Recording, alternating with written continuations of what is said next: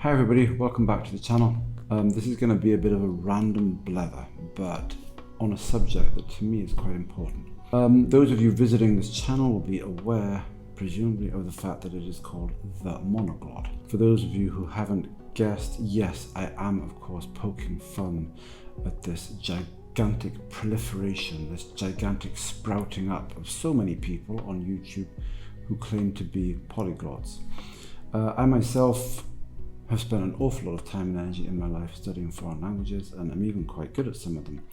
But I still feel that I am, in some very important sense, a monoglot. So I'm not just taking a swipe at people who try and artificially inflate their language abilities. I'm not just taking a swipe at this great eagerness to present oneself as being someone who speaks 19 different languages, though I am doing that. I'm also trying to address something that I think is very important, at least for those of us who are interested in foreign language learning.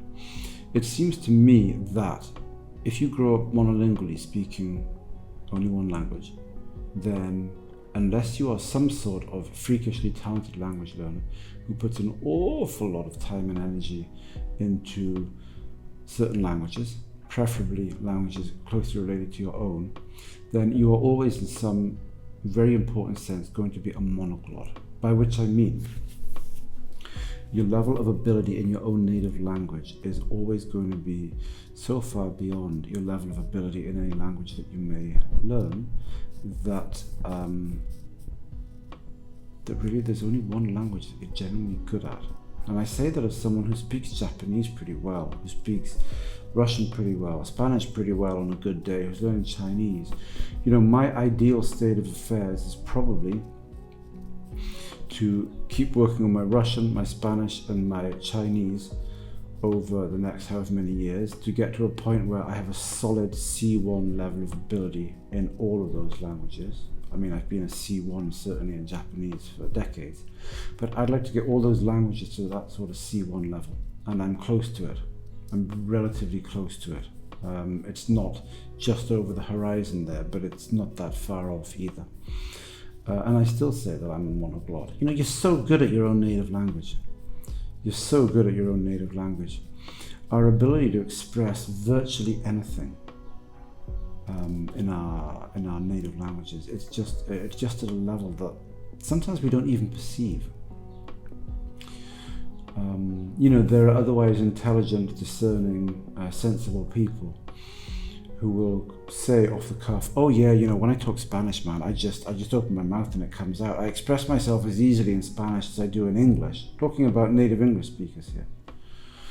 And I've heard some of these people speak Spanish, and I think your Spanish is pretty good. But do you really think you speak it as well as you speak English? Does it really just flow out of your mouth the way that English flows out of your mouth? Do you really not find yourself in situations where you can't quite think how to say what you're trying to say? Yes, that can happen when you speak your own language, but let's be honest, it doesn't happen very often. There's a big qualitative difference between communicating in your own language and in some foreign language. I mean, what am I doing? What's this? How do you describe this in your target language? If you're studying a foreign language, whatever it may be, what's this? Okay, what am I doing now? What's this? Yeah, how do you describe this? How do you describe this? If I take this and I do this to it, what's this called?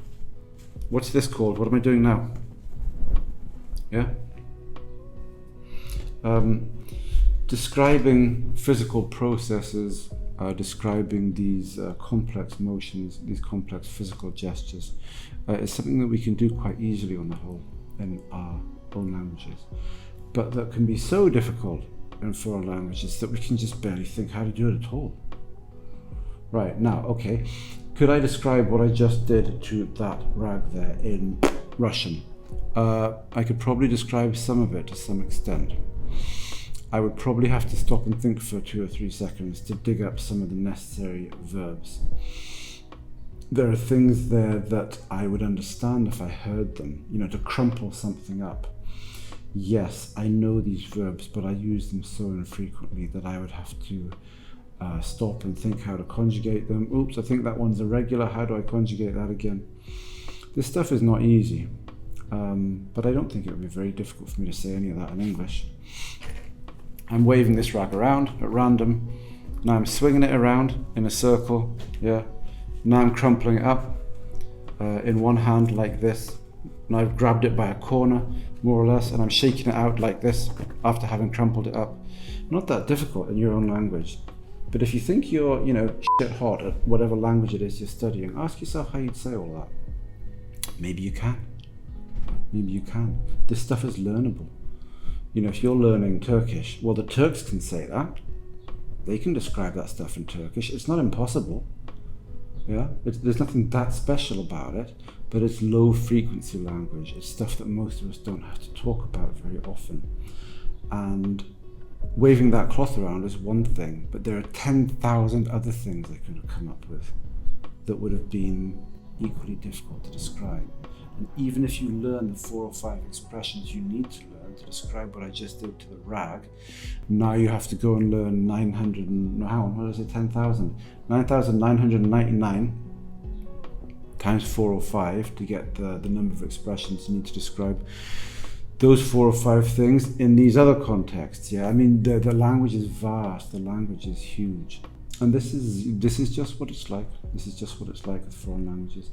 When I was doing a few Japanese conversation classes, it was just chatting really and asking for a correction or a word occasionally. But then, how do you say this? What's this called in Japanese? If you speak Japanese or any language, any foreign language, what's this? Yeah, how do we say that? To cross your fingers, right? In English. I had to ask how to say that. I've never thought about it before. I've just never thought about it before. And my teacher told me, and I knew the verb. But I didn't know that it could be used like that. It's something whose meaning is similar to mix, in a sense. But there you go, mazaru, but then it's majieru, she told me. And I think maybe if you cross your legs, you use the same word. Though off the top of my head, I'm not sure. And this is the type of point that I wanted to make here. You can tell yourself, if you like, that you're just as good at German as you are English, talking here about native English speakers, right?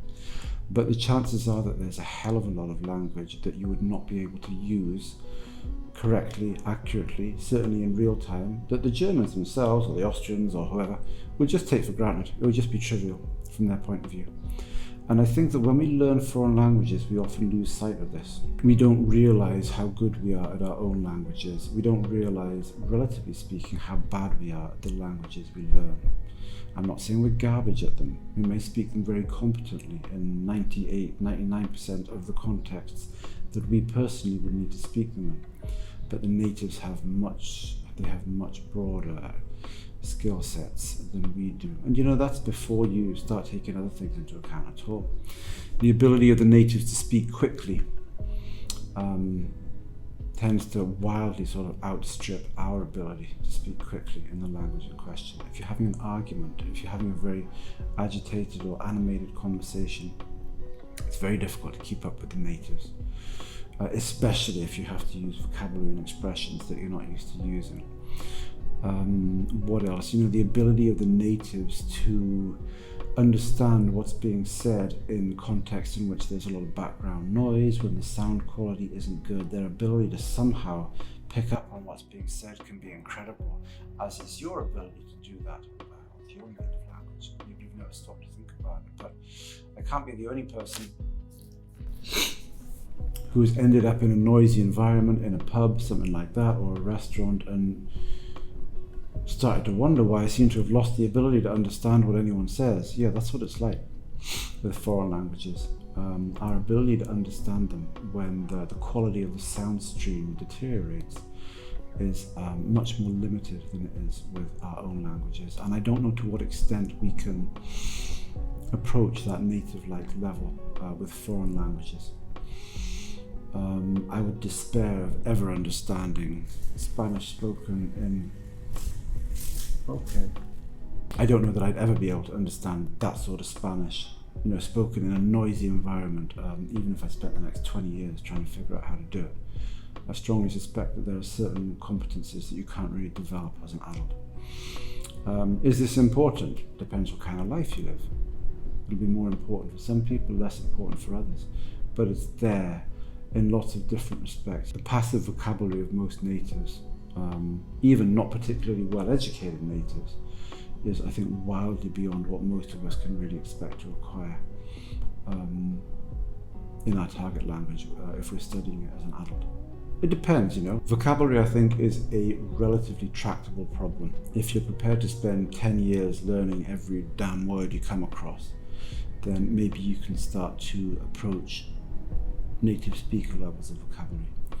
But speed and accuracy and real-time active access to that vocabulary and understanding what people are saying when they're arguing with each other in smoke-filled pubs and bars and things like that. Wow, this is, I'm not at all sure that that's actually a tractable problem. I think that people should have more humility when it comes to language learning. I think people should be much less eager to describe themselves as being polyglots, hyper-polyglots, super-duper polyglots and all this. I mean, there's a type of arms race, right, in this language learning space on YouTube. Everyone's trying to outdo everybody else. Everyone wants to sell you something on the whole. Because if you're putting a lot of time and energy into learning languages and developing some sort of online presence, sooner or later for most of us there has to be some sort of financial payoff. Otherwise you can't justify the amount of time that goes into it. People are competing, and that of course is why there is so much BS on YouTube when it comes to language learning. So many people claiming to be able to do things that they can't in actual fact do. I'm not saying that's true of everyone. There are genuinely talented and accomplished people on YouTube who have and who demonstrate real abilities in more than one foreign language. But we should maintain a certain humility about the foreign languages that we speak, if only because humility is a crucial component in getting better at our target languages. You can't get better at anything in life if you can't figure out what you're not doing right or what you're not doing well already. You can't get better at something if you think you're already just so hot at it that there's hardly any room for improvement. So my own humility in that regard is partly tactical, if you like. I know that by maintaining that sense that actually I'm not necessarily that great at this language, I know that that'll make it much more probable that I'll improve, that I'll get better at it in the future.